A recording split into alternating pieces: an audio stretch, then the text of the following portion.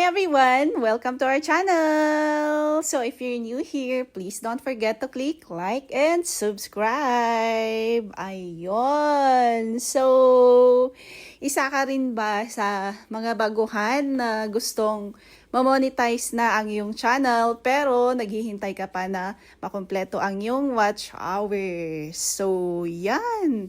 Tara, ayan. So, kami po si Simple Life New Zealand Familia B, ayan. So, yung channel po namin is kakagawa ko lang noong February 2024.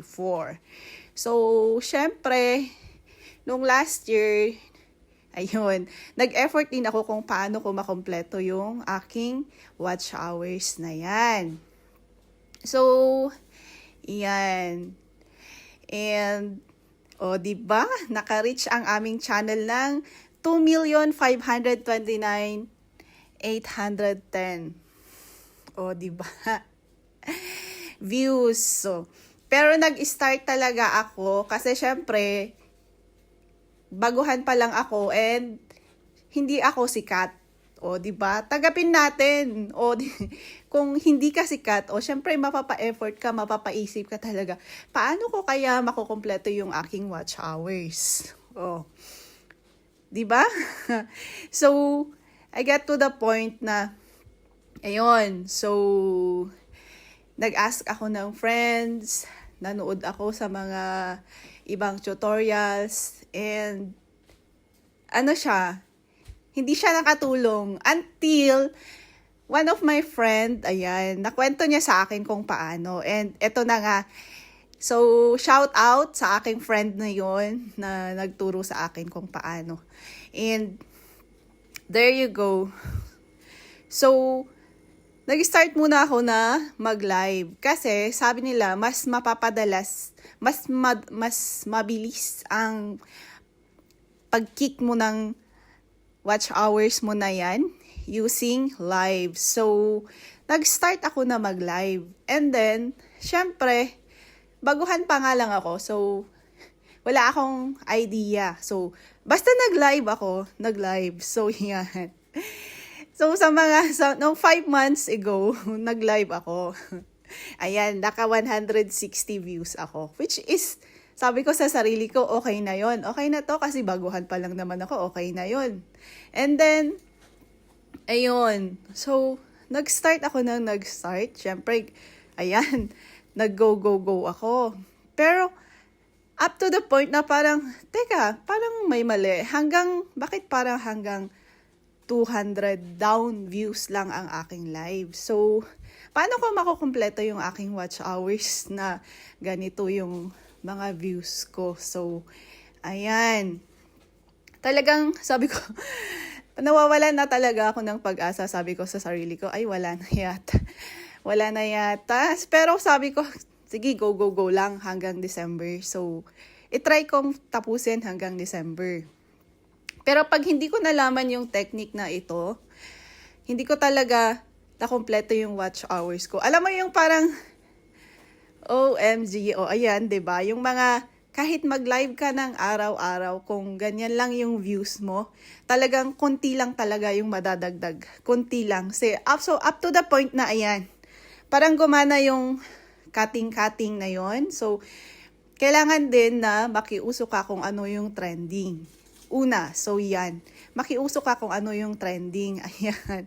So, nung last year, umuso tong cutting na ito. So, nag-cut ako. So, ito yung pinakamataas na view ko na, yung 15K tsaka 19K sa cutting of fruits. Pero, ganun pa rin. Konti lang yung nadagdag sa aking watch hours. Pero, okay na rin. Kasi pa yung 19K views na yun, nakakuha ako ng like 200 hours. So, sa watch hours ko. Pero yung hindi ko talaga inaasahan na pwede mo palang matapos ang watch hours mo sa isang live lang. Totoo. Isang live lang. So, ayan. Trying hard talaga ako mga beshi na tapusin yung aking watch hours para ma-monetize na. Kasi, Ang kailangan nga naman natin para ma-monetize yung channel natin is 4,000 public watch hours. And of course, yung subscribers din na 1,000. So, ayan. So, sa ibang video ko, ipapakita ko rin kung paano ko nakumpleto yung 1K subscribers ko. So, but in another video yan. So, kasi nandito tayo sa kung paano ko natapos yung aking watch hours sa isang live lang. So, ayan. O, diba? Sabi nga nila, ang anong sabi nila? Hindi nagwawagi pag walang tiyaga. So, ayan. Tsinagaan ko talaga. Ang sipag-sipag ko, diba? O, ganyan siya mga mare. So, for almost 1 year, I'm not that 1 year, looks like. Kasi parang 8 months. Ayan. So, kasi in-start ko yung aking, ayun. Oh. Ayan. So, nakikita mo na yan, besh. Nakikita mo yan. No, meron na akong 304K views.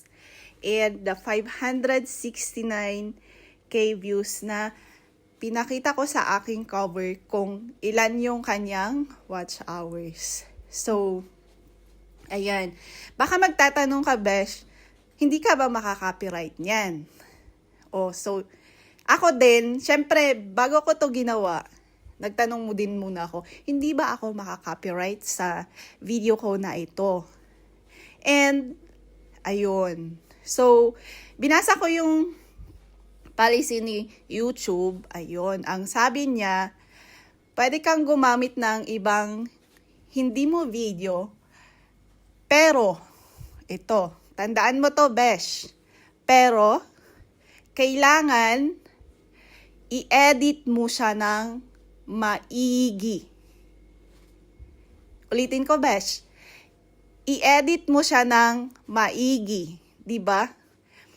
Kailangan i-edit mo lahat-lahat sa music niya, sa speed niya, sa kung gaano siya kahaba. Kailangan na yung video na yan magmukhang sayo. Ganon yun, besh. So, ay, okay. Sabi ko, this is it. Ah, sige, pwede. So, yun, ini-start ko na yung video na yan. So, nung nagawa ko na yun, yung video na yan, yung 400, nakita mo kanina na 406K views. Tapos, ang aking mga nanood noon is parang 600 yung peak. So, ito na nga yung sinasabi ko. O, diba? 4,407 sa isang live lang. So, totoo siya. And, ayan. So, pinakita ko na kasi importante ngayon, parang meron kang evidence-based, diba? So, ayun. Ang importante talaga is i-edit mo siya ng maigi. I-edit mo siya ng maigi, lahat-lahat na, pati sounds niya, yung speed, lahat, pati yung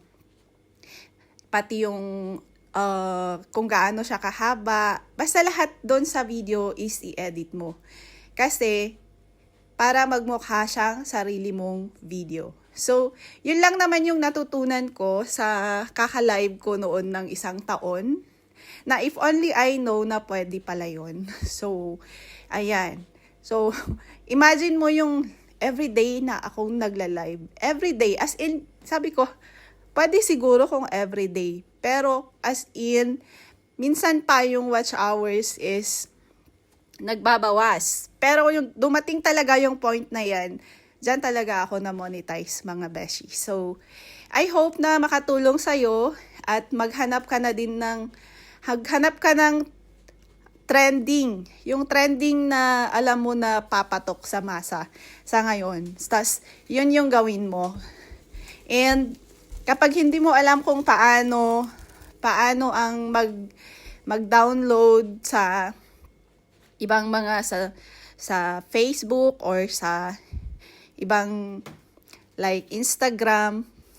Ayan, so next na video ko, yun din yung gagawin ko kung paano mag-download ng videos sa Facebook at Instagram para sa mga ganitong video. And that's it for today. Thank you for watching and I hope nakatulong sa'yo ito. Bye-bye! See you again!